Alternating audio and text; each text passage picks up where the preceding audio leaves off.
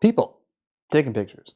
So let's take a look at some folks using different focal lengths for different things. To start out, we're going to go from wide to telephoto. The slideshow that's here is up online in the website if you want to go take a look at it. And I try to have the names of the people at the bottom. Again, there's some naked people in here, which, you know, come on. And there's a Russian mafia guy beating up some other Russian mafia guy. So wide angle, Platon, right? He's got one name, so you know he must be famous. He is a portrait photographer, a celebrity portrait photographer. His work is super visible everywhere. And if you don't recognize it, yeah, I don't know. Go look more. You'll see it. It does a lot of magazine covers, stuff like that. And what I find so weird about his work, kind of boring, but you know, whatever. Could I do it? No, probably not. Is that he's often shooting with a super wide angle lens, which is a really weird thing to do for portraiture, right? Why, like, how do I know this is a really wide angle lens? Well, look how giant his hands are, right, compared to the rest of him, right? Wide angle lens, things that are in front, big, things that are far away, small, right? It exaggerates the distance. So, you know, Bill Clinton's hands are not really that big. They're just like normal hand sized. His head's kind of big, but you know, whatever. But in the photograph, right, head looks like it's very far away. Hands look like they're very close. Same damn thing with George H.W. Bush, right? Yeah, that's the old one, older one. Ironically, unironically making a peace sign. So again, like hands up close looks gigantic compared to the rest of him because it's a very wide angle lens. You know, you may be thinking to yourself, gosh, this Platon guy only has one trick. I mean, maybe that's true. I also chose pictures that showed the wide angleness a little bit more. But again, same thing with the late musical artist Prince, giant hand, normal sized person. And this one, I mean, honestly, that just looks gross. Yeah, whoever this movie star is, you all know. Why do I not know? I don't know. You know, names are not my thing. So he has a giant hand. So that's Platon, right? Using a very wide angle lens to make these pictures. Super unusual for portraiture, right? Not something people do. The amount of distortion that you get in a wide angle lens taking a picture that's a portrait, most of the time you don't want that, right? That's not usually a thing that portraiture wants to do. But, right, he's got a thing, works for him, keeps doing it, money, rock on. Bruce Gilden, we talked a little bit about Bruce Gilden when people were talking about street photography and rude photographers. He kind of goes in both, but, you know, he's not overly concerned with your feelings, but he also does really feel genuine affection for people. You know, and you can see that he gets pictures where it's like, you know, if he wasn't able to interact with people, right, he would be very dead.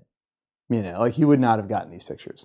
So bear that in mind as you look at these pictures and you're like, whoa, what the hell's going on? Like, you know, he took them and the people were right there, right? If they didn't want him to take them, they could very much have done something. And, you know, there's some back and forth there, right? Like he's this weird old crazy guy and a lot of the pictures that he's taking are of, you know, other weird old wacky looking people, right? So I think that they kind of bond over that. I don't know. That's my impression. So this is from his book, Coney Island. It's a great book. It's very poorly bound.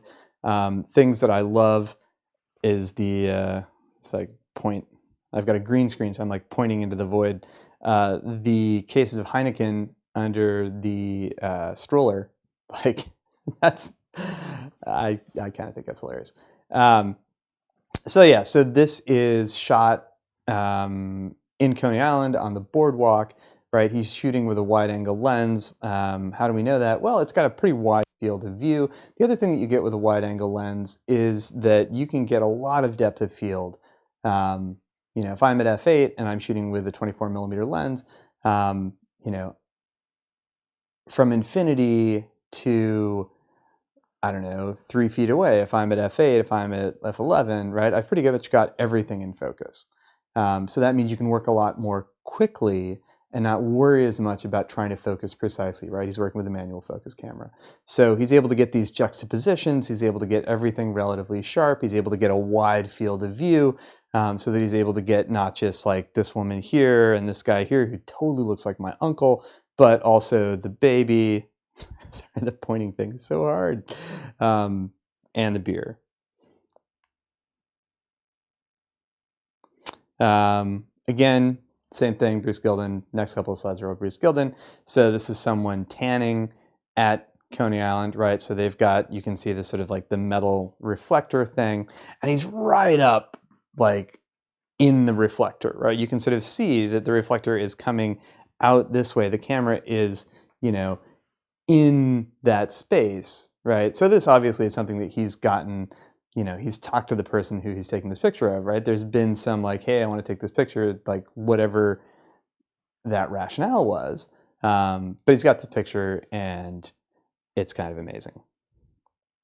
All right, another one, Coney Island. You're like, oh, well, Brad, this person is blind, they can't possibly, and it's like, no, man, he's right there, right? Like if this blind person did not know he was there, the blind person would have run into him, which is not something that Bruce Gilden is going to do. But again, right, very close, broad field of vision, lots of stuff in focus, right? Again, Coney Island is a weird, weird place. Or Bruce Gilden, this is the mafia stuff. There's video of this, right? And this is the mafia dude, and you know he's like kidding around, right, with his like fairly not too hench people, and they're all like, you know, 5 vodkas to the wind, and you know, I mean, does he look like a stable guy? Like, no, not very stable. And you know, Bruce Gilden is also shooting this with flash, right? You can feel the flash on there. But there's something about the sort of the wide angleness, the being so close to it, the immediacy, right? Like this camera is right there in this scene with them, right? We as the observer, right? This is much closer than, certainly than I, but than most people would ever get to 2 other people doing something. Certainly 2 other people having some sort of like violentish altercation.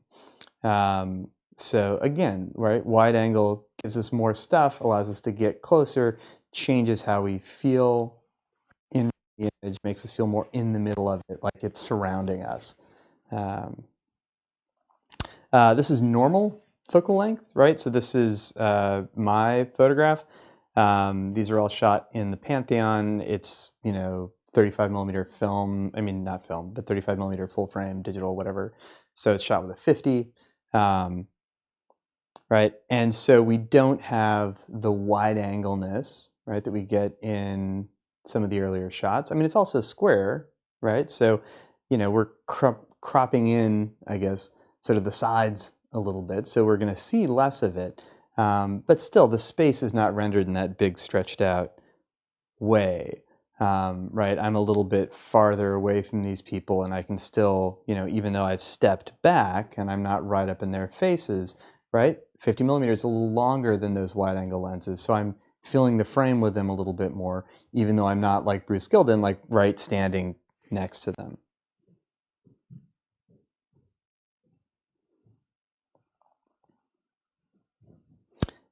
So this, again, with these sort of medium focal lengths, I've chosen my own images because I know exactly what the focal length was. This is slightly telephoto, right? So if the previous ones were 50mm, these might be like a 75. They're actually medium format, so it's 150. But for our reference point, they're just a little bit longer than a normal focal length would be. And you start to see, right, a little bit of the space collapsing, right? Like this foreground woman, that guy in the background, they feel relatively sort of close together. This guy over here crouched down, right? They all kind of feel like they're the same distance from the camera, even though that they're not, right? Again, here we get the sort of collapsing of these three figures, which allows you to get interesting visual composition as these foreground arms collapse back around her face in the background. Remember also that as we get more telephoto, right, we're going to have practically a slightly shallower field to our depth of field. So, right, in this, I have these folks are not too far away, but she's sharp and she's out of focus. You can tell how long ago it is, because like flip phone, what is that? That's crazy. Getting now into the extremis versions of telephotos. So this is a project by a photographer named John Gossage.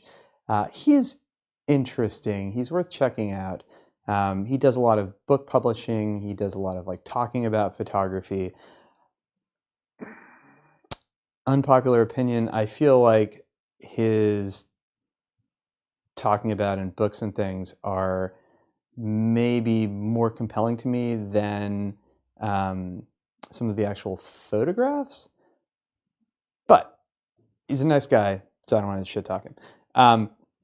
This is from a project, though, that I really do like the images. It's called There and Gone, and he's working sort of at a border, sort of photographing with this very, very long lens from one side of the U.S.-Mexico border across to the other.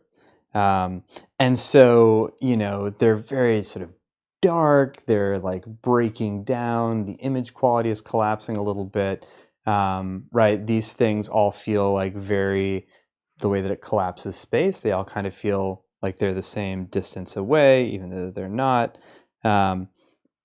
Trevor Paglen is also someone who is working with the idea of telephoto as something which is allowing us to see farther, right? To see things that the human eye can't, right? Because that's something to think about with these point of view things, right? Point of view focal length things. The way the normal lens approximates what our eye sees, and that the wide lens gives us this bigger field of view. That bigger field of view, that sort of three-dimensionality, that kind of immersiveness of the image is not really the same way that we see things. I mean, obviously there's all kinds of differences between photography and how we see things, but that aside. Trevor Paglen is using these very long focal length lenses to be able literally to see things that you aren't supposed to or that you couldn't otherwise. He's going into places that are sort of restricted, military base area type things, and making these photographs with a very long lens from a place where he's allowed to be, right? So he can stand, in his, I don't remember where this one is taken from, like his hotel window near the airport, and photograph these planes that are taking off to go to these like black sites in different parts of the world. And so he's able to see things that normally you wouldn't be able to, because he's mediating that distance with this incredibly long telephoto lens. He also does stuff looking at sort of observatories and other kind of like the machinery of surveillance. But the thing that I really love is the way that, some of these images, maybe not that one as much, like start to break down, right? So, he's like photographing prisons, he's photographing military installations, right? And he's so far away, with such a long lens that things like atmospheric distortion, right? The heat rising off of the ground, whatever, right? Is breaking down those images. And so there's this like, he can see it, but he can't tell what it is really. And so this idea of a photographic truth. The idea of observation or vision being synonymous with knowing something about what you're seeing starts to break down, which, I mean, again, like his work is really, really intense. If you go look into it, it's fucking scary. It's really like so much research, so many terrifying military industrial complex things. And I say this as someone who is not actually a crackpot. I had to stop reading some of it because it was freaking me out too much about how shitty the government is. Okay, so that's some of Trevor Paglen. So those are some people using focal length in creative ways, right? Like it's not just about like real estate photography and portrait photography or sports photography and, I don't know, photojournalism or whatever. People really are using these different extremes of focal length to make photographs that do something interesting, right? Where the focal length is an essential part of the meaning of the photograph. So there you go. If you want to go look at those again, slideshows up there on the drive. Next, I'm going to go ahead and walk through some example images of point of view and how that also changes the way that your photograph functions. I forgot Bill Brandt. So I realized that at the very end of all the videos, so I'm jumping back here to record a quick clip and stick it in here so that you see him. If you go and look at the slideshows, he's in there. But in case you didn't go and look at them yourself, I want to make sure that I showed you the videos. Again, nudity. I feel like I'm not going to tell you about nudity anymore because, I mean, you see a naked person in the shower every morning. Focal length. So Bill Brandt is someone, I don't know when the hell he's doing these, 60s, something, 70s? Like, long time ago. But he's shooting these nudes with a really wide angle lens and just really abstracting the human body in a way that is kind of interesting, right? I mean, it's strange. It's not usual, right? In the same way that like, Platon's pictures are not, that's not a usual choice. Right? You get this sort of like strange thing where it doesn't really look like a body. It kind of just becomes like a shape that's set out in juxtaposition against all of these other like jaggedy shapes, right? It looks very uncomfortable. Right? This sort of like the stretchiness of that leg, right? It feels like it's like made of rubber. It's like crazy looking. Pointing out that window. The light is also very sort of surreal. That one's kind of boring. Anyway, so that's Bill Brandt. I just wanted to make sure that I brought him up and showed the images to you. I feel like he's like classic wide angle picture taking person.